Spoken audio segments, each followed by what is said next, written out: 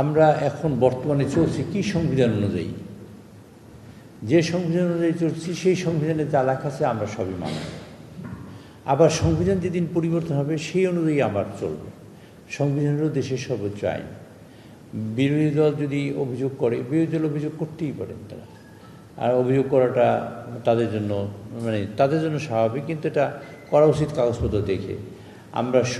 আমরা এই ধরুন এই নির্বাচনের তফসিল ঘোষণা হয়েছে এই সংবিধান অনুযায়ী, তারপর এই নির্বাচনের ভোটার তালিকার প্রস্তুত হয়েছে এই সংবিধান অনুযায়ী, ডিলিমিটেশন হয়েছে এই সংবিধান অনুযায়ী, নির্বাচন কমিশন তৈরি হয়েছে সংবিধান অনুযায়ী, শিডিউল ডিক্লেয়ার হয়েছে সংবিধান অনুযায়ী, ভোট দিয়েছি সংবিধান অনুযায়ী, শপথ নিয়েছি সংবিধান অনুযায়ী।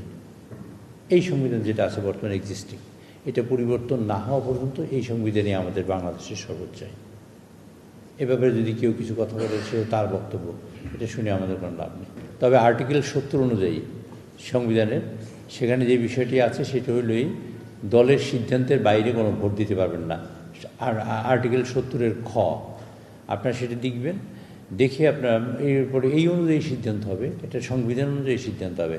কেউ যদি আসতে না পারেন, এখন একজন মানুষ অ্যাক্সিডেন্ট করেছেন, সিরিয়াসলি অ্যাক্সিডেন্ট করেছেন, কেউ অসুস্থ হয়ে পড়লো সিরিয়াসলি, কারো হার্ট অ্যাটাক করলো যার পক্ষে সম্ভব না, কেউ স্ট্রোক করলো, এগুলো তো অন্য বিষয়।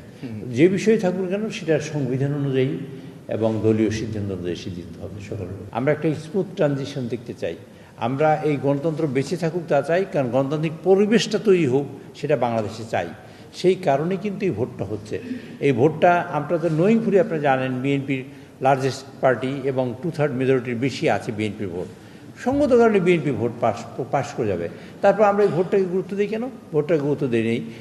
গণমানুষের এই দেশের মানুষ গণতন্ত্রে বিশ্বাস করে এবং তিনি এক্সারসাইজ করছেন এই ভোটটাকে, আর তার মনোজগৎ তৈরি করার জন্য এই কাজটা করছি, যাতে ভবিষ্যতে আমরা গণতন্ত্র না হারাই।